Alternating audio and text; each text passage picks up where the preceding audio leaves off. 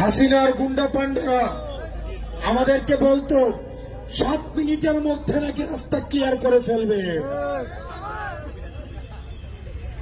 আবার 1 বছর ঘুরতে না ঘুরতে আমরা দেখতে পাচ্ছি অন্য একটা রাজনৈতিক দল আবার হুঙ্কার দিচ্ছে 30 মিনিটের মধ্যে নাকি আমাদেরকে রাস্তা থেকে ক্লিয়ার করে ফেলবে। আরে কেন মৃত্যুর ভয় দেখান?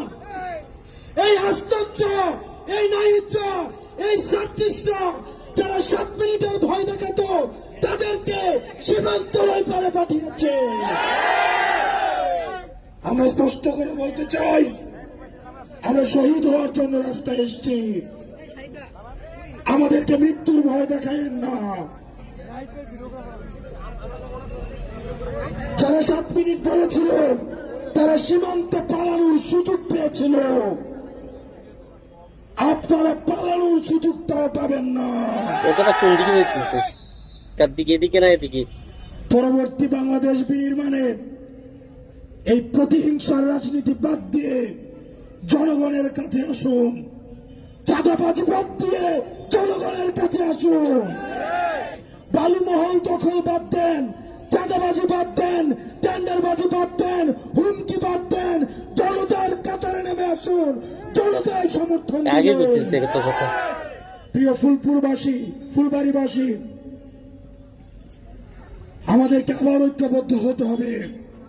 বিপ্লবীদের জন্য ফাঁসির মঞ্চ প্রস্তুত হচ্ছে।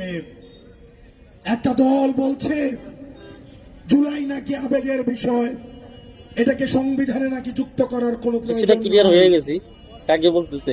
আবেগ ছিল বলেই, আবেগ দিয়েই আমরা রাস্তায় এসেছিলাম এবং আবেগের কারণেই পুলিশ আমাদেরকে বলেছিল একটা গুলি করি, শুধু একটাই যায়, বাকিগুলো রাস্তা থেকে পালায় না, পালায় না, পালায় না। আর আপনাদের আবেগ ছিল না বলেই আপনারা দেশ নেত্রীর বাসার সামনে থেকে 2টো ট্রাক সরাইতে পারেন নাই। আপনাদের 2টো ট্রাক সরানোর হিম্মত ছিল না। আমরা আবেগ দিয়ে রাজনীতি করি এবং আমরা আবেগ দিয়ে প্রয়োজন হলে আবার রাস্তায় নেমে আসব। আমরা স্পষ্ট ভাষায় বলতে চাই, এই জুলাইকে অবশ্যই অবশ্যই যে কোন যদি কিন্তু অথবার সুযোগ নাই, এই সংবিধানে অবশ্যই যুক্ত করতে হবে।